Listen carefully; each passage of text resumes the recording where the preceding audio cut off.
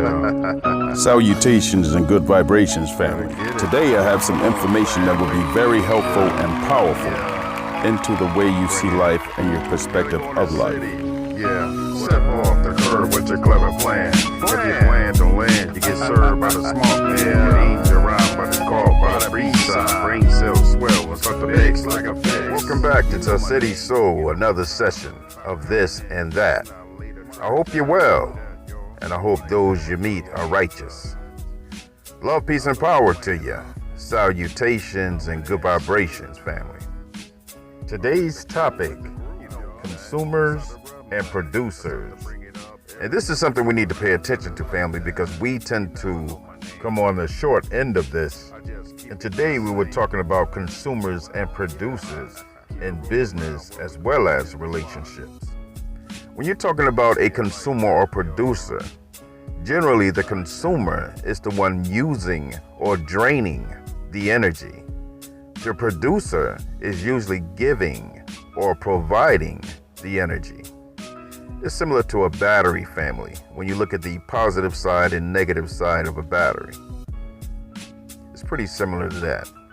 So jumping into consumer and producer, let's start with consumer, because this is what we're more familiar with. When you're talking in business, the consumer is the person who spends his money. Yes, I had to repeat that because this is what we do. Spending our money on products and services and items we really don't need all the time. It becomes part of our culture and where we want to stay ahead of the curve of being in fashion or up to date with the greatest technology. We tend to get emotionally attached to these physical items and services to the point where we feel we need them to feel our self-worth, and we don't let go. We get caught up in the cycle of this attachment until it consumes us. And this is the number one reason we are the greatest consumer in this country.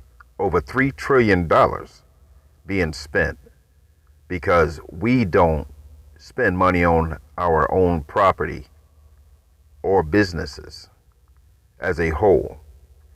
We tend to consume ourselves into not owning anything. Yes, you may think you own the car and you may think you rent in a nice place, but we are consumers. And also one of the reasons the system and industries will never let us be free, which only means you have to free yourself. A greater example of this consumerism in our neighborhoods is how the negative effect of consumerism sucking the economics and lifeblood out of our neighborhoods. If that money stayed in the neighborhood, it would benefit the people who live there. And if you check Black history, this was Rosewood. This was the Black Wall Street in Tulsa, Oklahoma. We consume ourselves with all these products and services that are not from the neighborhood so that the money leaves the area. And then we complain about jobs and being able to have a place to live, and gentrification keep the money in the neighborhood. So we think we're being the consumer of these products, services, and material items, but actually it is consuming us. It is consuming our cash. It is consuming our money. It is consuming our future from the savings we could have by just buying general items. There's no need to buy over expensive items just to maintain a certain image that all of us know you don't have anyway. Who we're kidding? The industry of consumerism is like a Pac-Man or Miss Pac-Man that consumes everything in its path. You become the food for the Pac-Man or Miss Pac-Man, which in other terms, you're the customer. Another way to put it is that they provide you with the item or service. With that product or services come the debt. The debt becomes the weight of poverty and consumerism. The more the debt, the heavier the weight, the more you're into poverty. Now, this particular example is for those who doesn't have an income stream to balance the debt to income ratio. The consumer tends to be on the back end of receiving these items in a way that does not benefit the consumer. Yes, you may have the big screen TVs, you may have the newest technology in the cars, but look at the debt. That debt is going to follow you around like a big dragon that people think is your dog. That debt is going to drag you down into the swamp. Yes, you're sliding into quicksand with that debt. And the weight of that dragon is going to drag down your credit and your disposable income and the extra money you may have to affect your lifestyle. You will not be free. You will not be free until you slay that dragon of debt. So being a consumer with your money, it's not always a good thing. It's best to be very scrupulous. Only purchase what you need. And this is part of spirituality. Only consume your fair share. There's no need to be a glutton to over purchase on items and services. Who are you kidding? We all live in the same life, and we pretty much can judge and measure a lifestyle. So when you're living in the same area, especially where we live, no matter where it is, low income, high income, extreme high income, you are never able to break free unless you're scrupulous. Well, I've ran across friends who say, well, I pay cash. I don't go by credit. Even paying cash is a debit from your bank account. It's a negative. You're still a consumer. You can't escape that way. You're living and surviving in a system not built for you to succeed. There's 10% that will get through the gatekeepers, but the others, at the end, are expendable. Everyone knows you're not living like that. So come on. So at the end of the day, in a system that's not built for you to succeed, why provide it with all the money you have? A perfect example of this is the rapper Nelly. Check out his documentary. So looking at consumer in a business sense tends to supply us with that picture. Now moving to consumer on a relationship, the consumer is similar to the blood-sucking vampires of the other video. The consumer of a relationship is always receiving, is always taking, and never supplying or helping most of the time.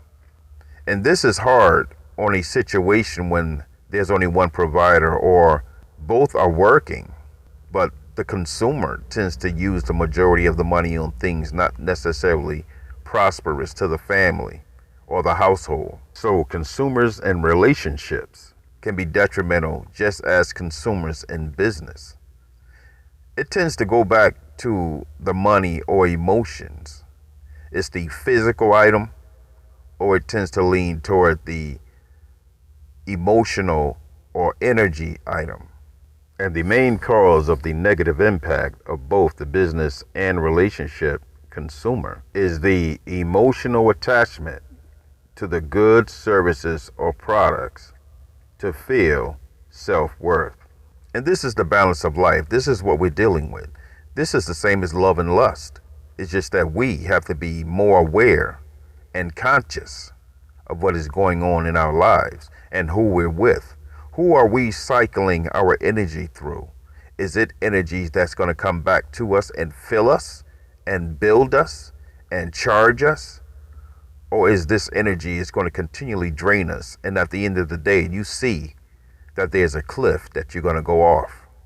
It builds and builds until you are fed up and gets to the point of the last video, which is ultimatums. There's only so much forgiveness. That ultimatum is on its way when you become a consumer in a relationship. Okay, so let's move on to the next part of our topic, which is producing. We'll be right back. Okay, family, so before we start the next topic, make sure you subscribe, like, and share this video with all you know. Let's grow the Dissected Kingdom. Coming in, and I'll lay the track down like that, yo. You can never throw your hands up. I throw the plan up. Coming in smooth. With the groove, you know that. That's how the rhythm. Welcome back, family. Now we can jump right into producer. Now the term producer or produce means the one creating or the creator. And this is very important when looking at it as a business sense or when looking at it as a personal sense. So when you look at it as a business sense, you are the one creating the product, service, or item being used for purchase or use. You are the one giving debt, and you are the one providing these items, services, and materials to the public or to family and friends. You are providing a valuable commodity or service. It makes you very important. You are the fulcrum of receiving the income. When you are the producer, you are the one having the business or controlling the business. It is better to be on the receiving end as a producer than the consumer end as a consumer. In this sense, you are gaining monetary value. You are not expending or spending unnecessary money. You may only become a consumer to other businesses to where you get your products at a low cost or wholesale price. This is the other aspect of consumer and producer. But we're talking about not business to business, but business to public. And it is to your benefit providing these items and services is to look to own property and real estate. This is very important. Later on, we will talk and discuss about assets and collateral. But this becomes very important to you as a producer to supply others with your goods and services. You are becoming a leader. You are becoming a pillar of the community, of the society. This will keep the money in the neighborhood. If you have established your business and providing the goods and services in the neighborhood you live. And this is what we should do as a people. There should be constant negotiations and businesses conducting relationships with each other. There are certain foundational pillars in a neighborhood, village, or city that is necessary for its survival. The top three right now are commodities of food, services, and jobs.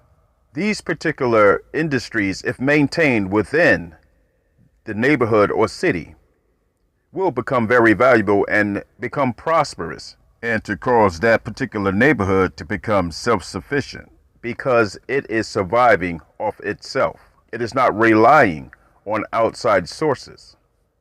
You are creating these products and services, and you are a pillar in that neighborhood, which means you will consume from other businesses in the neighborhood to provide your services, to provide your products, your goods.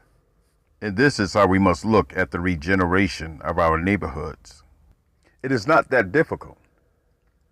This can be done at the individual level, or it can be a group getting together to form a co-op, or incorporating as an S-corp, or incorporating as an LLC.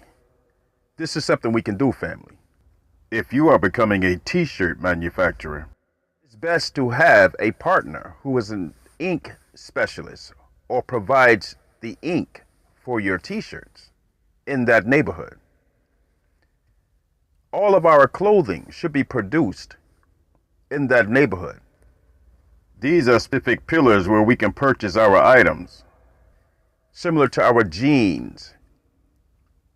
As an example is buying jeans and sneakers. We need to create our own brands, family, into where our people only buy those brands in the neighborhood. We need to remove the superficiality of becoming only consumers. Provide our neighborhoods with what it needs instead of going to outside brands and looking to market themselves in our neighborhoods. Now, looking at a producer in a relationship, this is interesting because if both people are producing vibrantly, it shows as a great relationship. It will be vibrant. There will be joy and happiness. To be a producer, you must create this energy within yourself of giving, kindness, joy, love, compassion, and empathy for those around you. In a relationship, if both people have these qualities, there are not many deficits that those two can't overcome. There is an abundance and overflowing level of joy and love. You will be the envy of those around you because the energy level of the bond of those two producing is great, unbelievable, and amazing. The light of you two together will shine for miles. Women are more intuitive when it comes to this. They tend to see these relationships and be able to identify them automatically. When you have two producers together in a relationship, that relationship is extraordinary. The excitement to get together is beyond belief. And this should be the purpose of relationships. It is best to have two positive forces together than to have a positive and a negative. The positive and negative will cancel each other out. The positive can only supply the negative with so much energy until it itself becomes a negative. The negative constantly drains and doesn't have the sufficient power source to supply the positive with more energy. So this breaks down the conversation of consumer and producer. Now, in conclusion, both of these are energy sources as you look at it, who is using its energy to receive debt. And you have the producer who is using its energy to give debt. So both are transferring debt between themselves. So when you look at it, don't look at it as a monetary game. Look at it as who is receiving the debt. This is similar to the masculine and feminine energy in life. Many can look at it in a sense of male and female in a relationship. Who is receiving the debt, which is the feminine energy? It's the consumer. Who is giving the debt? It's the producer. So this is also looked at in spirituality, referring back to Kemet in ancient Egypt. Ma'at understands the laws of nature, and this is another one of those laws. When you're constantly receiving, you are constantly receiving debt as a consumer. When you're constantly giving, you're giving debt as a producer to relieve yourself. So when you look at it in this manner, it is very easy to understand the masculine and feminine energies at work. Well, thank you for watching. This was another great session of Pharaoh Tassetti, This or That. Today's topic was consumer and producer. Thank you for listening. Have a great day.